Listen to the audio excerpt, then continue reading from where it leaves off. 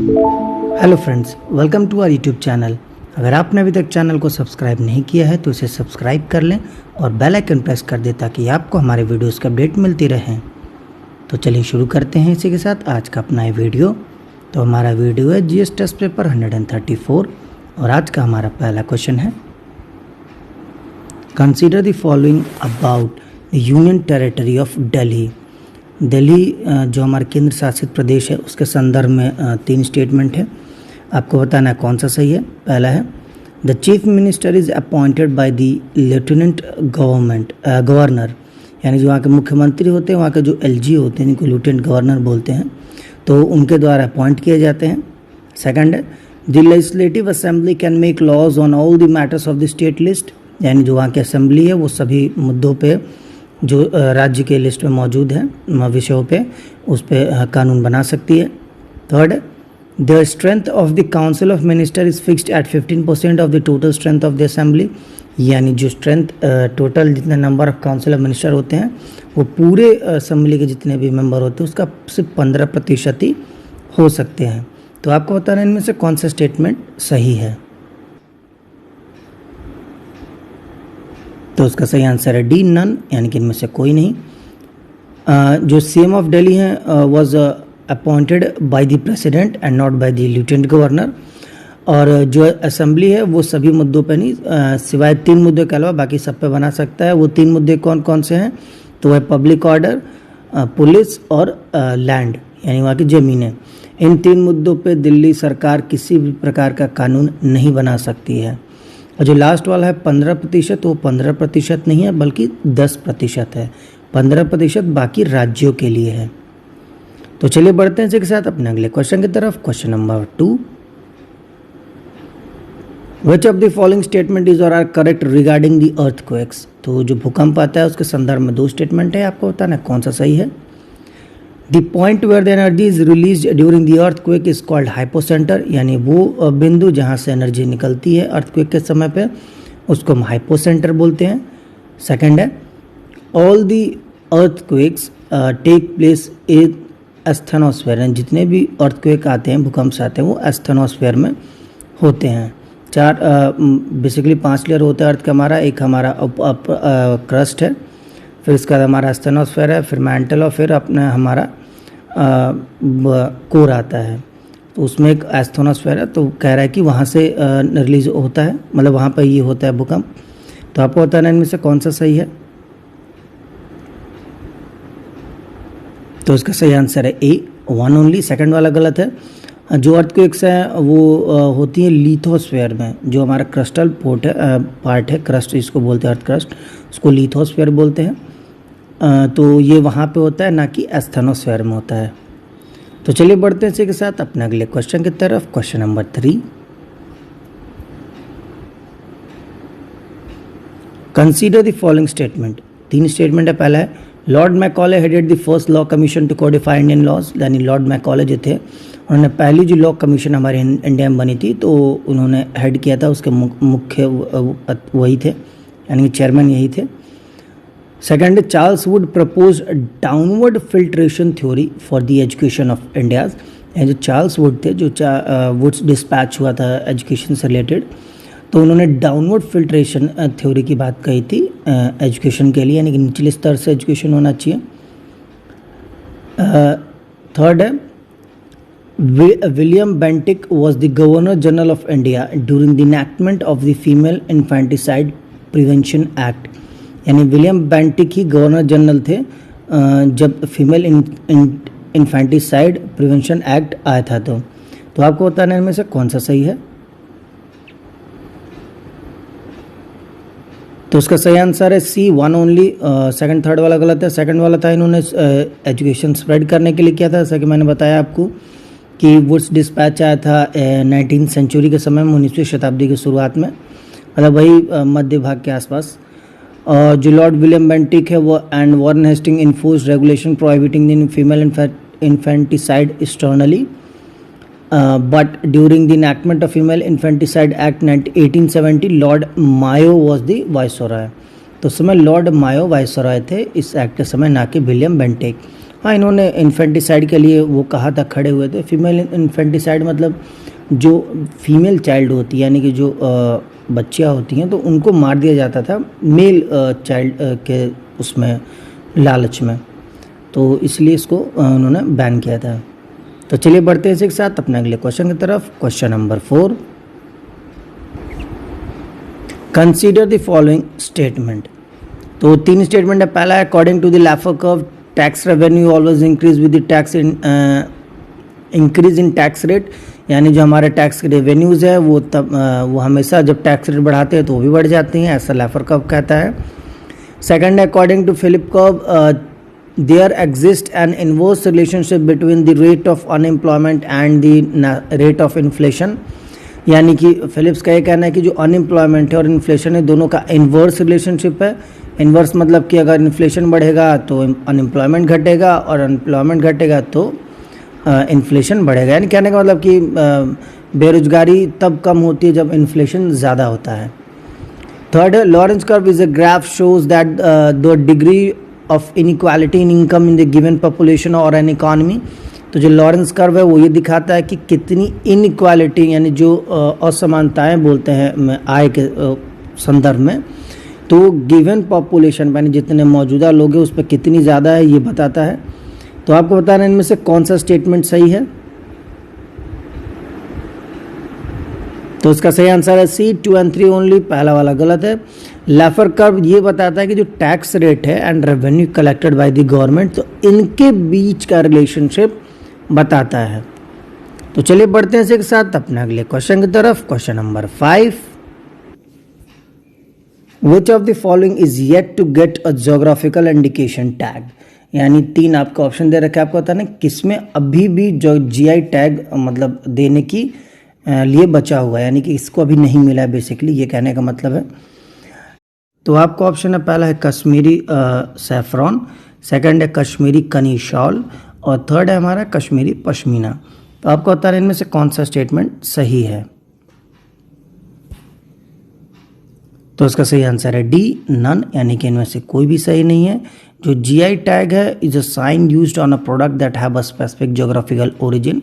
तो यानी GI tag basically उन सामानों को या चीज़ों को दी जाती है जो कि स्पेसिफिकली ओरिजिन है।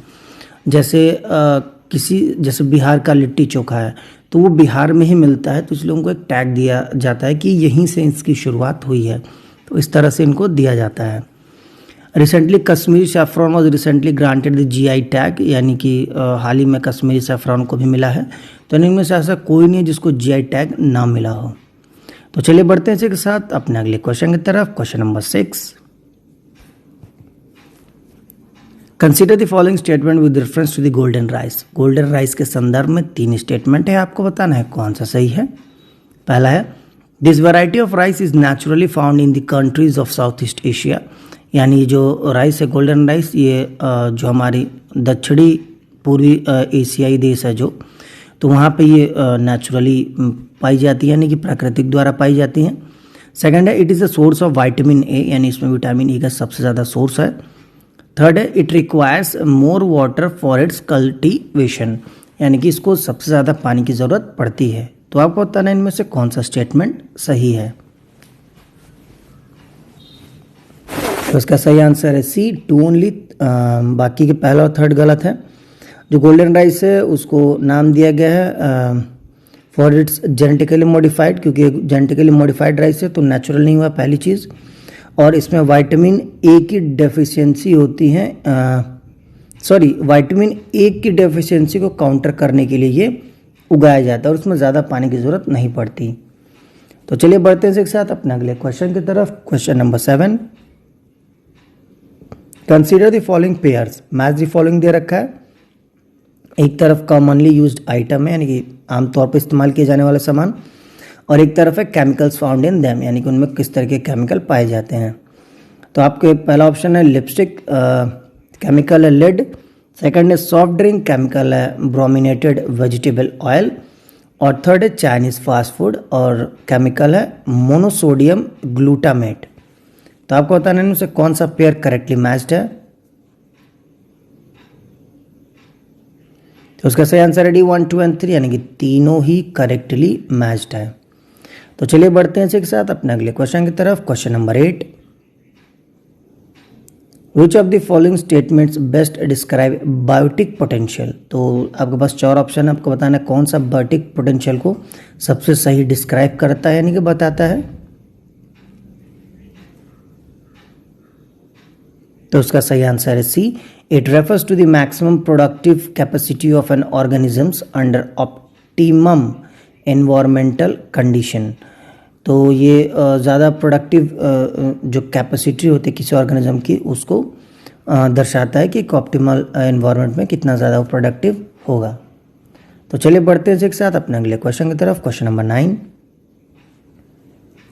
Consider the following statement with reference to the governance during the British India. British India के समय में जो गवर्नेंस था उसके संदर्भ में 3 स्टेटमेंट है, आपको बताना है कौन सा सही है।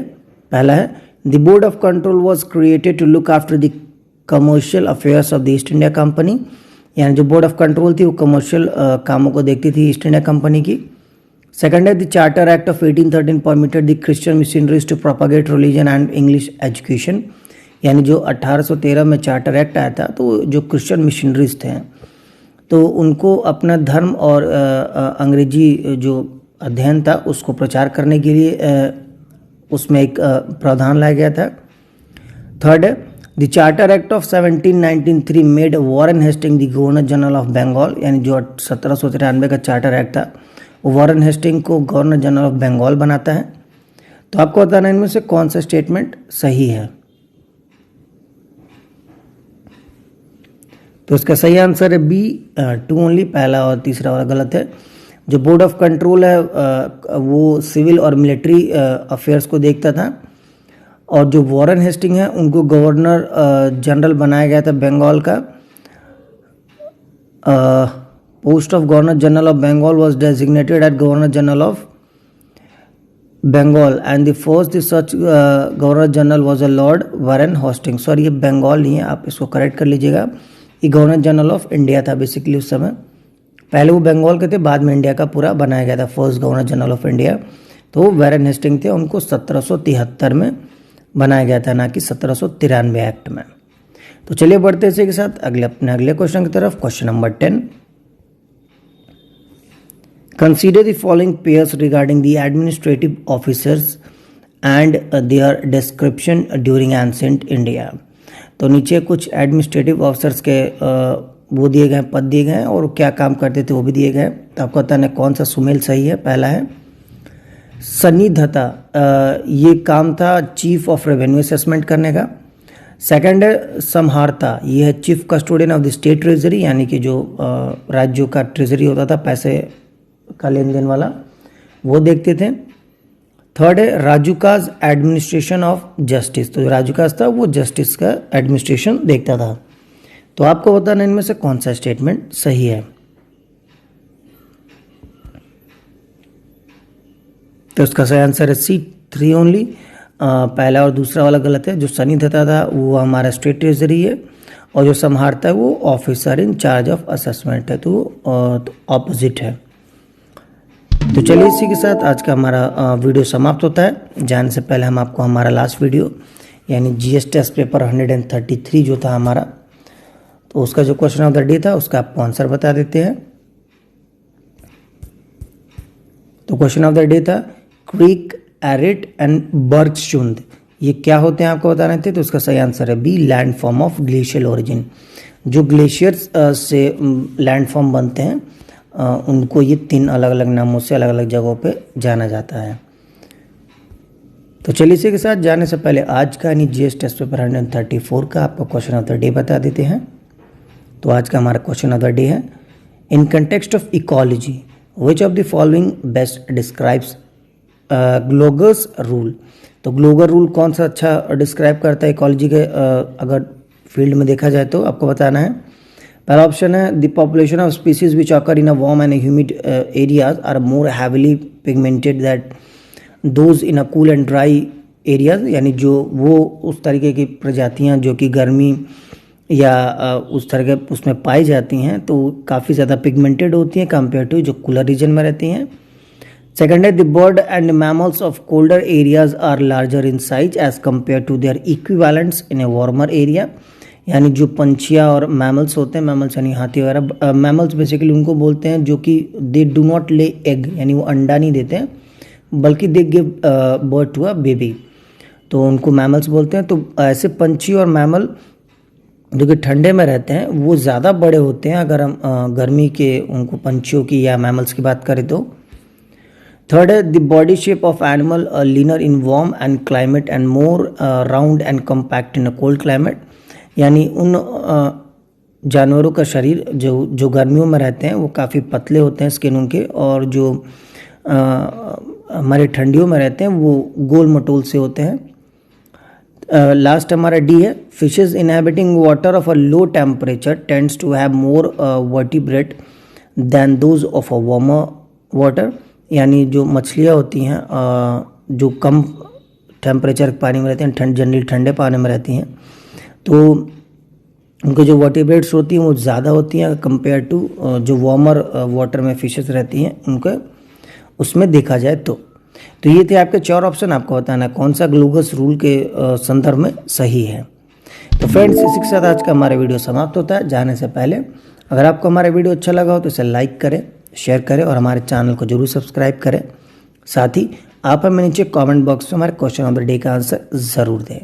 तब तक के लिए thank you for watching and bye bye.